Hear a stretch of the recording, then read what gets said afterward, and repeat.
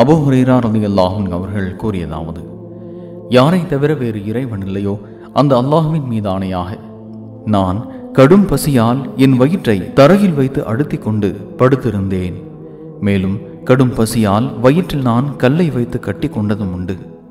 ஒரு நாள் நான் நபி ஸல்லல்லாஹு அலைஹி வஸல்லம் அவர்களும் தோழர்களும் பள்ளிவாசலுக்கு செல்லும் பாதையில் அமர்ந்து கொண்டேன்.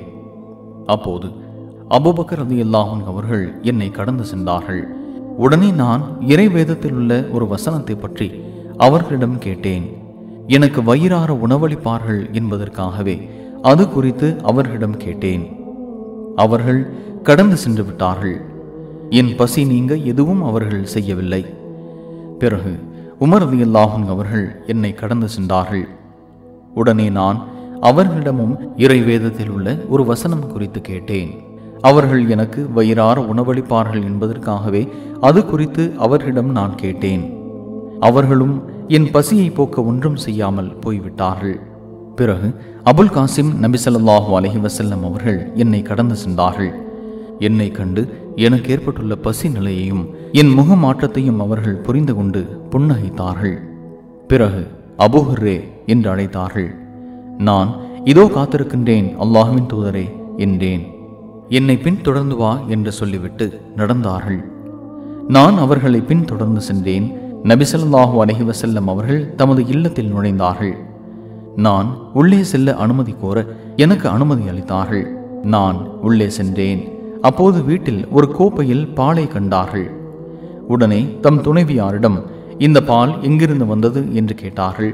அவர்கள் இன்ன ஆண் அல்லது பெண் தங்களுக்கு இதை அன்பளிப்பாக வழங்கியுள்ளார்கள் என்று சொன்னார்கள். நபி ஸல்லல்லாஹு அலைஹி வஸல்லம் அவர்கள் அபூஹர் என்று அழைத்தார்கள். நான் இதோ வந்து விட்டேன் அல்லாஹ்வின் தூதரே என்றேன். திண்ணைவாசிகளிடம் சென்று என்னிடம் அவர்களை அழைத்து வாருங்கள் என்று சொன்னார்கள். திண்ணைவாசிகள் அஸ்ஹாபு சுஃபா, இஸ்லாத்தின் விருந்தினர்கள் ஆவர். அவர்கள் புகலிடம் தேட அவர்களுக்கு குடும்பமோ செல்வமோ கிடையாது. வேறு யாரிடமும் செல்லவும் மாட்டார்கள். நபி ஸல்லல்லாஹு அலைஹி வஸல்லம் அவர்களிடம் ஏதேனும் தான பொருள் வந்தால் அதை இவர்களிடம் நபி ஸல்லல்லாஹு அலைஹி வஸல்லம் அவர்கள் அனுப்பிவிடுவார்கள்.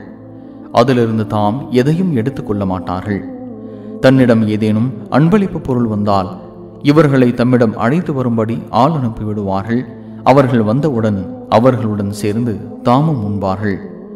இப்போது நபி ஸல்லல்லாஹு அலைஹி வஸல்லம் அவர்கள் திண்ணைவாசிகளை அழைத்து வர சொன்னதால் எனக்கு கவலைதான் ஏற்பட்டது. இருப்பதோ சிறிதளவு பால். திண்ணைவாசிகளுக்கு இந்த பால் எம்மாத்திரம்? இதை சிறிதளவு பருகி என்னை ஆசுவாசப்படுத்திக் கொள்வதற்கு நானே பொருத்தமானவன். திண்ணைவாசிகள் வந்தால் நபி அவர்கள் எனக்கு உத்தரவிட நானே அவர்களுக்கு கொடுத்துவிட்டு இறுதியில் எனக்கு இந்த பாலில் ஒன்றும் கிடைக்காமல் போகலாம். இருப்பினும் அல்லாஹுவுக்கும் அவனுடைய தூதருக்கும் கீழ்ப்படியாமல் இருக்க இயலாது என மனதுக்குள் சொல்லிக் கொண்டேன். பிறகு நான் திண்ணைவாசலிடம் சென்று அவர்களை அழைத்தேன். அவர்களும் அழைப்பு ஏற்று வந்து வீட்டிற்குள் நுழைய அனுமதி கோரினார்கள். நபி ஸல்லல்லாஹு அலைஹி வஸல்லம் அவர்கள் திண்ணைவாசிகளுக்கு அனுமதி வழங்கினார்கள். அவர்கள் அந்த வீட்டில் ஆங்காங்கே இடம் பிடித்து அமரலானார்கள். நபி ஸல்லல்லாஹு அலைஹி வஸல்லம் அவர்கள் அபூஹர் என்று அழைத்தார்கள்.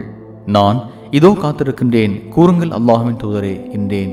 நபி ஸல்லல்லாஹு அலைஹி வஸல்லம் அவர்கள் இதை எடுத்து இவர்களுக்கு கொடுங்கள் என்று சொன்னார்கள். நான் அந்த கோப்பையை எடுத்து ஒரு மனிதருக்கு கொடுத்தேன். அவர் தாகம் தணியும் வரை குடித்தார். பிறகு அவர் என்னிடம் அந்த கோப்பையை திருப்பி தந்தார். நான் அதை இன்னொரு மனிதரிடம் கொடுத்தேன். அவரும் தாகம் தீரும் வரை குடித்துவிட்டு கோப்பையை என்னிடம் தந்தார். பிறகு இன்னொருவர் தாகம் தீரும் வரை குடித்தார். பிறகு என்னிடம் அதை திருப்பி தந்தார். இறுதியில் நான் நபி ஸல்லல்லாஹு அலைஹி வஸல்லம் அவர்களிடம் அதை கொண்டு சென்றேன்.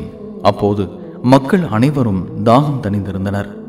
நபி ஸல்லல்லாஹு அலைஹி வஸல்லம் அவர்கள் அந்த கோப்பையை வாங்கி தம் கையில் வைத்துக்கொண்டு என்னை கூர்ந்து பார்த்து புன்னகைத்தார்கள். பிறகு அபூஹர் என்று அழைத்தார்கள். நான் இதோ காத்திருக்கின்றேன், கூறுங்கள் அல்லாஹ்வின் தூதரே என்று சொன்னேன். அதற்கு அவர்கள் நானும் நீங்களும் மட்டும்தான் எஞ்சியுள்ளோம், அப்படித்தானே என்று கேட்டார்கள். நான் அல்லாஹ்வின் தூதரே, ஆம் உண்மைதான் என்றேன். நபி ஸல்லல்லாஹு அலைஹி வஸல்லம் அவர்கள் உட்கார்ந்து இதை பருகுங்கள் என்றார்கள். நான் உட்கார்ந்து பருகினேன். இன்னும் பருகுங்கள் என்றார்கள். பருகினேன். இவ்வாறு அவர்கள் பருகுங்கள் என்று சொல்லிக் கொண்டே இருக்க நான் பருகிக் கொண்டே இருந்தேன். இறுதியில் இல்லை, சத்திய மார்க்கத்தை கொண்டு தங்களை அனுப்பி வைத்த இறைவன் மீது ஆணையாக இனி பருகுவதற்கு வழியே இல்லை என்றேன். நபி ஸல்லல்லாஹு அலைஹி வஸல்லம் அவர்கள், சரி, அதை எனக்கு காட்டுங்கள் என்று சொன்னார்கள். ஆகவே நான் அவர்களிடம் அந்த கோப்பையை கொடுத்தேன்.